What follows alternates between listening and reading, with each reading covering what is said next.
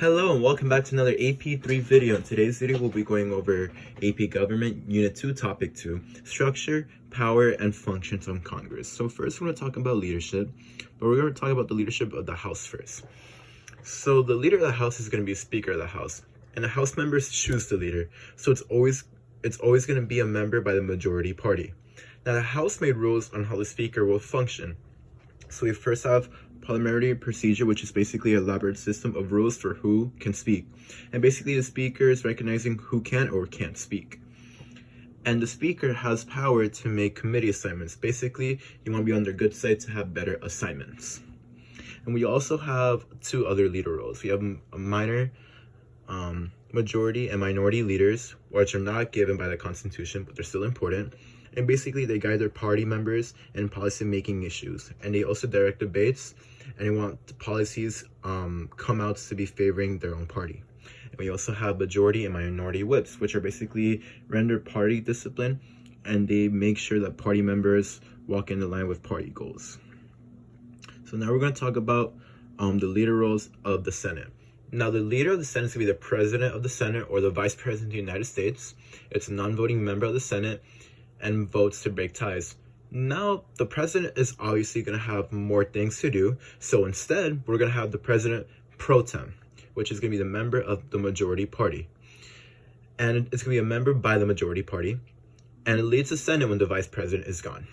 Now, we're going to have below it majority and minority leaders. Basically, majority leader sets the legislative agenda, and they basically determine which bills do or do not reach the debate. And also, the majority leader controls calendar assignments of bill.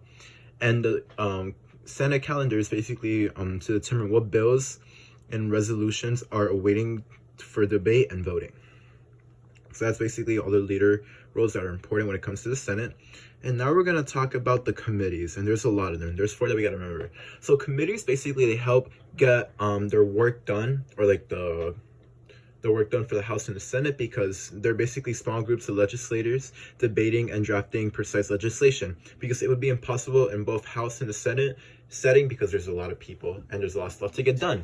So you have 4 committees. So we're going to first talk about standing committee. Now, standing committee remains from session to session because they basically deal with issues that are always present. We have 2 examples of committees. We have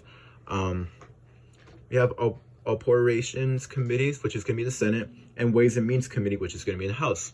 And then we have joint committees. Let me write, that's my mistake. It's not joint, it's joint committees. So let me add a T right there really quickly. So we're going to have joint committees. And basically it involves members of both the House and the Senate. And 2 examples are going to be Joint Committee of Library and Joint Committee on Printing. And our 3rd committee is going to be the opposite of standing committee, which is select committee. Basically, they're temporary committees forming a specific purpose. One example is the select committee that was used for the Missouri Compromise. And the last committee that we need to remember is the conference committee.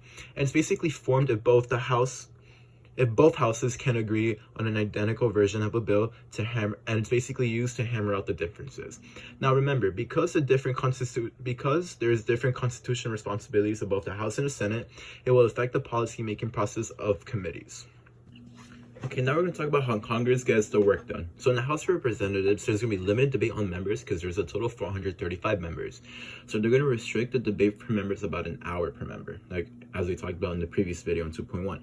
Now, for which bills make it to the floor, well, we have to go and talk about the House Rule Committees, or House Rules Committees, and they have a lot of power.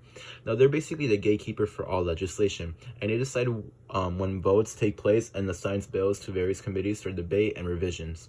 And we have something called Committee of a Whole, which is a procedural move calming some rules for debate so that changes for bills can be debated quicker, and we need a minimum of 100 representatives. And we also have something called discharge petitions. Basically, if a bill gets stuck, House clusters majority vote, or to get a cluster majority votes to get it out to the committee to the floor.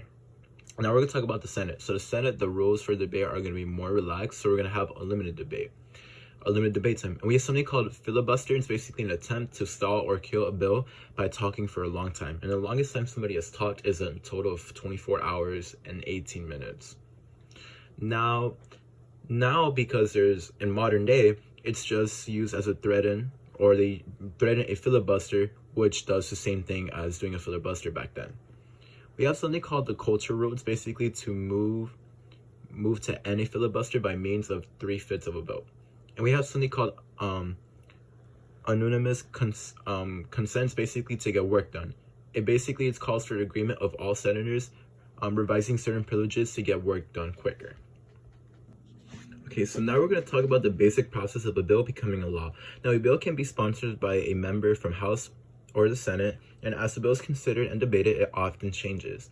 Two examples are non-Gurmag riders and an addition of pork barrel spending. Now, once a bill is assigned to a committee, it can be further debated and changed. Now, once it comes to the committee, or comes out of the committee, it goes to the floor for a vote. Now, if the bill passes, it'll go for the president's signing. Now, a voting process can be affected by something called log writing. Basically, it's one representative saying, I'll vote for you, I'll vote for your bill, you vote for my bill. That's basically the example or the definition of log rolling. So now we're going to talk about one of the most complex parts in legislation in Congress is the passing of the federal budget. We have something called mandatory spending, and it's money that they have to allocate by law. And two examples are Medicare and Medicaid. And anything left over goes to the discretionary spending, which is committees debating on how to allocate the funds. The biggest is human resources. And then we have deficit spending, basically spending more money than what we have. And we get the money by borrowing it or raising taxes. That's everything we need to know about 2.2. Thank you for watching another AP3 video. We'll see you on the next one.